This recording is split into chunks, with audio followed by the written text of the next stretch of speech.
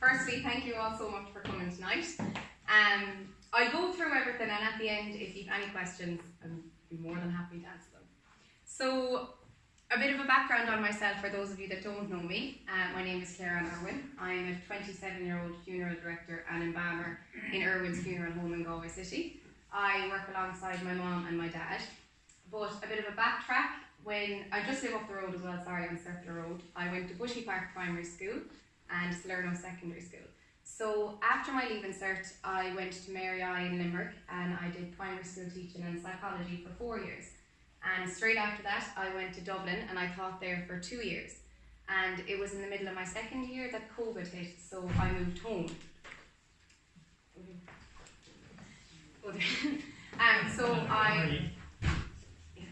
I moved home. I would have always helped out with the business when I was younger, but when COVID hit, I started to meet families. This was, say, in the April of that year. Started to meet families, be kind of at the front of the business, and I knew straight away that this is definitely what I wanted to do. And when you backtracked, in my leaving cert year, I sat the HPAT. I thought I wanted to do medicine, but the only avenue I wanted to go down in medicine was pathology, which, as you know, is dealing with the deceased person. So I've kind of done a whole 360. I've always been really interested in the anatomy and the physiology, and I suppose everything that underpins embalming. But when I dropped out that year, when I finished my leaving cert, I went into NUIG and I started doing biomedical science, and with the hope of repeating the HPAT. But again, I never would have thought that I would have been able to be an embalmer because I was a 24-year-old young woman and I didn't know any young women worked in the industry. And even my dad, he would have never really encouraged me to go and do the embalming course, and he said he would have sent my brother over to America and do a 4-year mortuary science course. Because again, we didn't know any young women in the profession and it wasn't really seen as a job for a young woman. So I went and I enrolled with Irish College of Funeral Directing and Embalming with David McGowan up in Ballina that summer. And I remember I went to the induction day and I met his 2 daughters. Breach at the time was 27 years old and she was a full-time funeral director. And Etna was 22 at the time and she was a full-time embalmer. And I remember saying to Breach, I said, do you not find it really hard, like you always have to have a man on call to drive the hearse for you? And she looked at me as if I had 10 heads. She was like, sure, I just drive it myself. And I remember being like, oh my goodness, because in Galway there was no young women in the profession, and especially there was no young women, if women at all, driving hearses. And I said it to Etna, I said, do you not find it very hard being a young woman as an embalmer? Like, you know, as I said, it's a very male-dominated industry. The people we deal with every day, priests, grave diggers, all the staff in the mortuary, they're all men. And she said, yeah. She's like, it was hard at the start, like kind of gaining respect, but she said after 2 months it was normalised and now it's fine. So I remember ringing my parents in the car on the way home that night, and I was crying to them, and they were very happy tears, and I said to them, like, this is the first time in my entire life that I could fully see my future, where I was going. Like, as a teacher, I really liked it, but I just kind of knew deep down it wasn't my true purpose. It wasn't what I was going to be doing for the rest of my life. So I started the embalming course that year, but I was very fortunate. I wasn't going to give the teaching job up straight away. So I got a job in Merlin Woods School. So I taught there for the year, was doing the embalming course, and then about 2.5 years ago, I took the plunge and I left teaching. So that's kind of what's brought me to where I am today, and I haven't looked back for a second. So when I was asked to give this talk, I thought about the different things, I suppose, or why I was asked to do this talk, or what I could bring to the table. And I came to the conclusion that working in a profession like the funeral industry, every day we deal with the harsh reality of the fragility of life. And I suppose when a funeral director and an embalmer is asked to do a talk, it is inevitable that I will be touching on subjects such as death, the power of the spirit, different things that have happened to both myself and my colleagues, which have kind of shaped my perception of the afterlife. But also tonight I'm going to touch on the traditions we have in Galway surrounding the funeral industry that we still have, and traditions that were in the past, and I suppose all the different changes that have occurred within the industry. So the tradition and custom surrounding a burial and a funeral is one of the oldest traditions recorded to date. But inevitably, like any industry, we've seen huge changes. I'll just give you one example, like cremation. 5 years ago, only 5% of our funerals we did a year were cremation. I looked at our books this morning, and in 2022, 30% of our funerals were cremation. And that's come about for a variety of reasons. It's come about because grave spaces, as you know, in Galway, the new cemetery in Moor is full.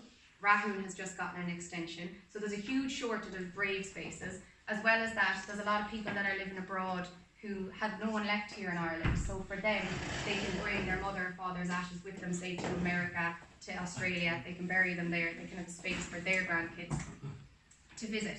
But cremation, it's taken a while, I think, for our generation to adapt to it, and especially the funeral industry. But even with the opening of Shannon, it was very much, anything new that comes to Ireland with the funeral industry comes to Dublin first, and they test the water there, and then the people in Dublin accept it. But now that Shannon has come, it's totally accepted and it's become so popular. But I'll talk about some of the old customs as well. So back in the day before embalming, there was in Galway City and County, there was a designated lady in every neighbourhood, and her job was to go when someone passed away to the deceased's house, wash them, dress them and lay them out. And the water used to wash the body was kept in a basin, and when the hearse was leaving the house for the final time, the basin of water was thrown under the hearse, and it was to symbolise like him, his body, his soul has left. Now that's a custom we don't do, but it used to be done. But as well as in Galway City, more rural communities in County Galway too have their own customs. Like in smaller communities, even in the city, so you'd have like Menlo Cemetery or Cara Brown Cemetery, it's the neighbours and the locals that dig the grave for the deceased, and they take such pride in being asked to do so. And I think that adds to, I suppose, the support coming from the local community. And like the family of the deceased, they might drop them down a bottle of whiskey and some sandwiches, but I think that's a tradition I hope that is never lost in them areas, because if a family has lost a loved one, it gives such a sense that the community is behind them and they're not alone and they're going to support them through this. And following on from that, especially in the more rural areas heading out towards Connemara, another tradition at the graveside would be the family, the friends, the neighbours, they have to wait at the graveside until the grave has been filled in. Now for some people, they think that's an absurd thing, that they don't need to be watching that, but to them communities, that's their tradition. It's what happened to their parents, it's what happened to their grandparents, their great-grandparents, and for them, they don't want them rituals to ever be lost, and they'd hope that the next generation would do the same. However, despite all of these changes in Galway City, we do still have a very loyal commitment to saving and embracing the traditions of funerals and how we celebrate funerals in Galway. So I remember one evening, me and my dad were doing a reposing, and this man came talking to him, and they kind of were off to the side, but I could overhear, and I just caught that he was a property developer. And our funeral home is based just off of Eyre Square. And I could hear him saying to my dad, like, you're crazy, like, why don't you utilise this space? Like, why don't you build up 10 floors? And I suppose for me, I always grew up with going into the funeral home. It was just all I knew, and I never ever envisioned anything else in that little plot of land but our funeral home.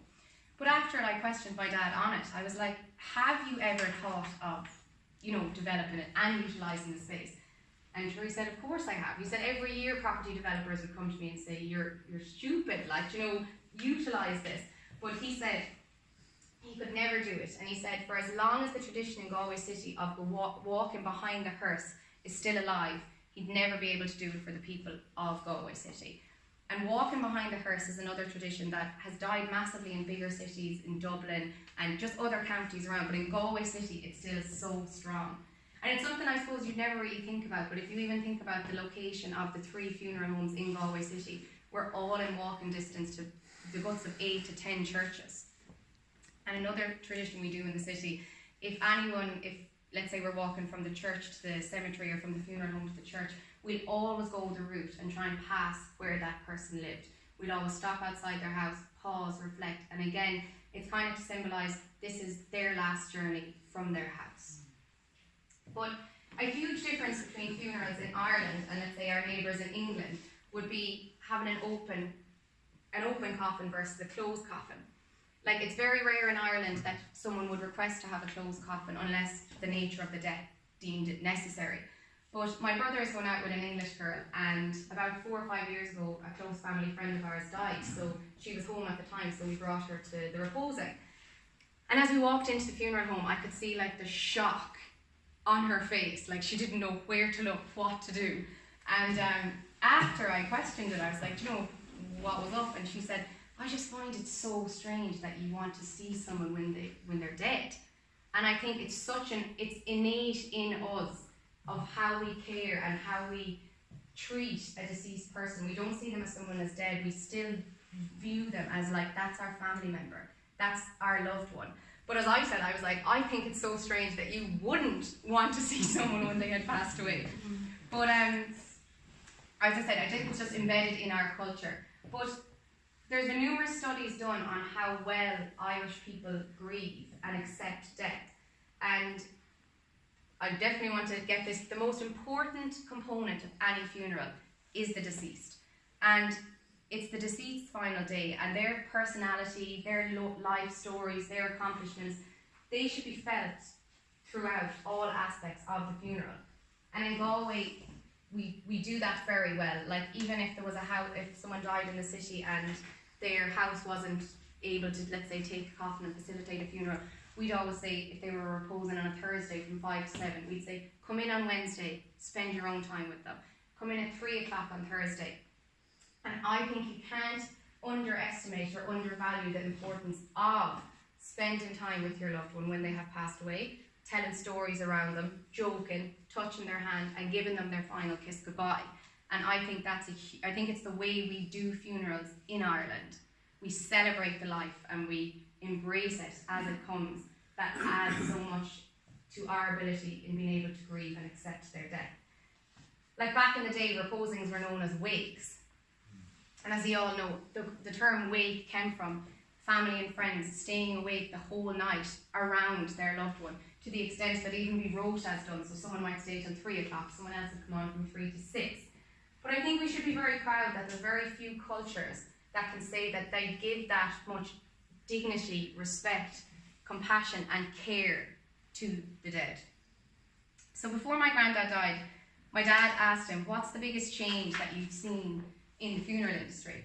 And my granddad's name was Paddy. He said, back in the day, someone would come into the funeral home and they'd say, Paddy, my mother's after passing away, what do we do?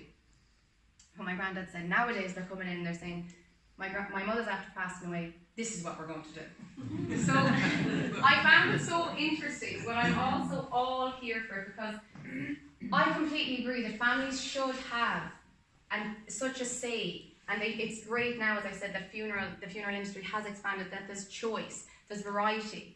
And so much so that nowadays not only do families have a say in their mother's funeral, but their mother can have a say in her own funeral. Which brings me on to my next point, which is about pre-planning funerals. And the positive role that can have on someone's mindset when they have been diagnosed with a terminal illness, or they have entered into, say, their last chapter in life. But in my opinion, I think pre-planning funerals is like 30 years ago when you pre-bought a grave. Like if you went into the pub and the man beside you said, what did you do today? And you said, oh, I bought a grave up in Bournemore. People would laugh at you. They'd be like, what in God's name did you do that for? Like, you're asking to die. But they're the people now that have a grave when it's full. They're the people now that have peace of mind, that I know where I'm going when I pass away. But it's the same now when people go into a pub and they'd be like, oh, what did you do today? And they said, oh, I was in with Clare Ann Irwin there, I was pre-planning my funeral. They say, what are you doing? Like, that's mad stuff. But again, there's so much variety, there's so much choice. The funeral industry has evolved so much that when that person does pass away and it's the son and the daughter there, they're not fighting over burial or cremation. They're not fighting over Rahim or Renville. There's no family plot anymore. There's a huge variety of coffins. All of these decisions that I strongly believe that it should be the person's funeral, who it is. They need to be able to know that their funeral is going to be carried out exactly how they want it to be carried out. But I had a woman come in to me last month to pre-plan her funeral. I told her I was going to do this talk. And I asked her, do you mind if I just ask you a few questions and if I make reference to you in the talk? And she said, yeah, not a bother. So this particular lady would have a great faith. She's really devoted to the church, very traditional lady who would go to Mass every day. But her main why was because she said it was the one aspect of her death that she couldn't picture or see clear. And this woman has been receiving care from the hospice. She has completely accepted her illness and that her time on earth is coming to an end. But she said she felt so much uncertainty surrounding her funeral and feared that it wouldn't be carried out how she wanted it to. So one or two things she said she feared wouldn't happen, and not out of badness, but that her children might just decide the wrong decision But she also said she didn't want to talk about this to her children because they're trying to come to terms with obviously her diagnosis, and the last thing they want to be talking about is this. But the first thing she said was her coffin. She said she definitely wants to be put in a Last Supper coffin because that's what her husband was put in, and that's what her mother and father were laid out in. The second thing she was very clear on, she said she absolutely wanted to be buried and not cremated. But the big decision for her, that in her head she saw was the end point of her life on earth, and the point where her soul was going to enter into heaven, was to spend the night in the church the evening of her reposing. And she said the goodness out of her children's heart, they probably would want to bring her home, but that's not what she wanted. She explained to me that she had thought about dying and the different steps and processes of dying, but that alone time in the church with her and God was the moment her soul would enter into heaven. And she said, having gone to Mass every day for 70 years, it's the only opportunity I will ever get to spend the night in God's house, and what an honour that will be. And she said, having solidified and gotten reassurance that all of these requests will be looked after, she finally has closure and can fully accept the last chapter in her life. And again, it just highlights, I suppose, the importance of having faith, or the role that having strong faith in whatever. I'm very clear as well. Faith, what I define as faith can be very different from what you define as faith. But having some sort of faith can just give so much comfort to someone when they're at that stage in their life. So I'll touch on now, I suppose, how working in the funeral industry has completely given me a different outlook on life. So our lives today, very busy, full of stress, and we rarely ever take time to, I suppose, stop and appreciate what we have in our life. And unfortunately, every day as a funeral director, we are faced with the harsh reality of the fragility of life. Like some days I could be out and about in the shops and I'd be stressing about the silliest things, and then my phone rings and it's a father of a son who's just taken his own life, or it's the husband of a young wife who has just lost her final battle to cancer. And straight away, everything in life gets brought back into perspective. All of the silly things I was stressing about, they're not important. And when people ask me, do I love my job? I think it's a very hard question to answer, because how could you love a job which is just based on heartbreak and sadness every single day? But I just say I'm honoured to be given the opportunity to work in an industry where families do entrust me to look after their loved one, and also to be able to guide grieving families through what is the most heartbreaking few days of their entire life. Like grief and sadness, it's an emotion many of us will never feel until we do lose that person that is very close to us. But as I said, dealing with bereavement and heartbroken families every day, I always leave work feeling so grateful for everything that I have in my life: my health, my happiness, my family. So I'm going to give you a few stories that give kind of more of an example of how having faith can really ease and comfort the acceptance of death. So a woman came into us a couple of months ago to make arrangements for her husband who had just passed away. And when it came to her handing over the clothes that she had picked for her husband to be laid out in, my dad commented on the pristineness of them. She had the suit dry cleaned, handkerchief, cufflinks, shoes polished, everything. And when we said, like, it's an immaculate condition and it's such a fabulous outfit that you've picked for him, she turned to us and she said, I want him to be looking his best when he meets St. Peter. And as she said this, a smile came upon her face, and we could just sense how at ease and comforting it was for her to have this image in her mind, and for her to believe that that's where her husband is going, like he's going to a better place. We did a funeral last year of a woman who was 101, but recently her own son, who was in his 80s, had passed away. Every parent's worst nightmare, obviously, is to bury a child. But the family explained to us that since her son had passed, she had almost been asking to die. She told them, I'm content now, my time is up. And she had fully accepted that she lived a great life. And I think the heartbreak she felt from her son was enough for her to just say, that's it. So her death was an extremely peaceful one. All of her family were beside her at the nursing home. But after the funeral, when we were at the cemetery, I chatted to her daughter-in-law, so whose husband was the one who had recently passed away. And you know, I said to her, like, this must be all still so raw for you, like this is really hard, you know, you only buried your husband was it 2-3 months previous, and now it's your mother-in-law. But she said no, she felt such comfort and ease knowing that they were now reunited together. And she said that the deceased had told her before she had passed that when she got to heaven, she'd give her husband a big hug from her, and she'd fill her in on everything that had happened in the family in the meantime. Yeah, and the woman said that the difference this had made to her and her acceptance of his death and her own grieving journey was phenomenal. So last week I was over in New York, and I was walking in the New York St. Patrick's Day Parade with the Roses. And the New York Rose, her name's Katrina, but her granddad was walking with us. He's originally from Killarney, so he was walking with the Kerry group. But his wife, so Katrina's granny, was actually the New York Rose 50 years ago. So after the parade, I was chatting to him and I said, like, you must be so proud of Katrina, and your wife would be so proud. And he said, I am so proud of her, and I can't wait for the day that I'm reunited with my wife and we can celebrate together. And again, having complete faith that they will someday be reunited together. A few months ago, we had a man whose wife had just passed away, and when it came to purchasing the grave, he explained how he wanted to buy a double grave. Now, this particular couple were never married, had no kids, and me and my dad were explaining, you know, a single grave will suffice you, it can cater for 3 coffins. And he said, no, I want to buy a double grave. And again, we reiterated, like, a single grave will cater for your wife, for you, and there's even space for someone else. But he said, no, I want a double. And again, we had to, because, you know, we didn't know. So again, we have to reiterate, you know, a double plot is twice the price, you know, you can still get the 3 coffins in. And he said, no. So we said, okay. So he said, there's one final request. When the grave is being opened, make sure it's the right side of the grave that's opened. And my dad said, does it really matter? And he said, it does. Because she slept on the right side of the bed. And I slept on the left side of the bed. But again, it's just the mindset that when his time comes, in his head, he's going to be beside his wife, and it'll be what they were like their whole life, but side by side together. So earlier this year, we did a very sad funeral. This particular man, I'll just call him Tom, who had passed away, suffered so much from an early age.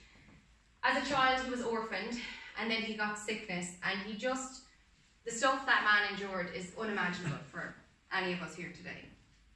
But at this man's funeral, he had not one family member there. But at his graveside, it was up in Rangoon, a man from the back stepped forward and said, do you mind if I say a few words? And he explained how he too was an orphan and was in the same orphanage as Tom. And he said, do you mind if I sing a song? It's the only song we ever knew, and we used to sing every day in the orphanage. So we said, okay. So some of you might know the song, but I'll just read out a few lines from it. I'm nobody's child, I'm nobody's child. Just like flowers, I'm growing wild. No mommy's kisses and no daddy's smiles. Nobody wants me, I'm nobody's child. There was not a dry eye in the graveside. But after he sung it, he turned to Tom in the grave and he said, even though you had no father growing up and you were nobody's child, the Father of God is now at your side. And it was so moving, and it was such a poignant moment.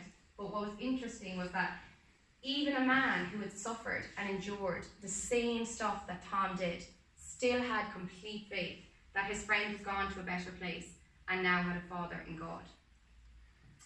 So I'll talk a bit now about, I suppose, the power of the Spirit. And people always ask me about the Spirit and all of that. So probably the biggest thing that has shaped my faith in coming into the funeral business is my view of the Spirit and our spirit and what happens to us once we pass. And people always ask me, what do you think happens to our spirit when we pass? Where do we go? Are we always around? And unfortunately, I don't think anyone has a definite answer to that, nor will we ever find out a definite answer. But from experiences and things that have happened to me and my colleagues in the industry, I definitely think that the spirit does stay around, surrounding the days of the funeral. And I don't know why. I think it could be to give the family and friends and loved ones support and strength to get through the days of the funeral. But I'll give you a few examples that I suppose they can't really be explained. Well, I might do that at the end of our time, but only for the deceased spirit. But people always ask me, can you feel the spirit when you're embalming? And my answer is yes and no. Sometimes it's not so much that you can feel the spirit, but you can feel the aura and a presence in a room. Like if someone had died quite tragically, if they had passed away in a car accident, or if they had taken their own life, you can feel the heaviness. You can nearly feel it in your chest. But on the reverse, I was embalming a man a couple of months ago, and it's definitely the first time I have ever felt such a strong presence in the room. From start to finish, it was the most peaceful and calmest embalming I have ever done. And he had this little natural smile on him from start to finish, and I remember looking at him as I was putting his cufflinks on him in the coffin, and it was like he was about to just wanted to open his eyes and say, "Thank you so much for getting me ready for my final journey, but I'm ready to go now." And bear in mind, I actually didn't know this man personally, but again, I just had never felt such a strong connection or presence of this man's positive personality coming through. So I weighed up the pros and cons of saying it to his wife. And I decided, you know what, if it was my dad or my husband, I'd want to know. So when she came in the night of the repose, and I pulled her aside, and I'll just refer to them as Mary and Noel, I said, "Mary, from start to finish of embalming Noel, it was honestly the most peaceful and calm embalming I have ever done. It's like he was almost communicating to me with how content and peaceful he felt." And her response was so interesting. She said, "Noel was the happiest man in this world. He never raised his voice, never got cross, and was always smiling. To the extent Noel got diagnosed with vascular dementia in the last number of years, and his doctor had warned us that they were more than likely going to see a change in his personality. He was going to become really agitated, even to the extent he might become a bit aggressive. But she said that wasn't the case for Noel. The only thing he developed was singing. He used to start randomly singing, smiling, and still happy." So I might finish on this story, so we have time, but I can continue on after. But when you hear of a funeral and it's a husband and wife, you automatically think something tragic has happened. But this wasn't the case for this funeral. This particular couple had been married for 60 plus years. They did everything together. They had no children, and they both ended up in Mystical Rose nursing home together. So Dad got a call at about 11 o'clock. I'll call them Mary and John. That Mary had passed away. And when Dad went out to collect her, the nurses said, "You know, we better go." John was upstairs, Mary was downstairs. "We better go up to tell John that Mary's after passing away." So Dad took Mary back to the funeral home. And when the nurses went up to John and said, "John, we've a bit of bad news. Mary's after passing away," he looked up to the nurses and he said, "Well, I'm off so." 2 o'clock, Dad was back in Mystical Rose to collect John. Yeah, the two of them were laid out side by side in our funeral home, buried side by side in the church, and buried side by side in the new cemetery, Bowermore. So what happened here, it's a phenomenon called broken heart syndrome, and it can't be explained by science. But I do think it represents and shows the power of love, human connection, and devotion. And in many ways, grief reflects the essence of humanity, because to grieve is to feel a loss and a pain so great that it can only have come about by a deep-seated emotional connection that I think only humans are capable of feeling. But it is those connections that make our time on earth worth living. Death breaks physical connection and forces psychological separation. So I'm more than happy to answer any questions any of you might have.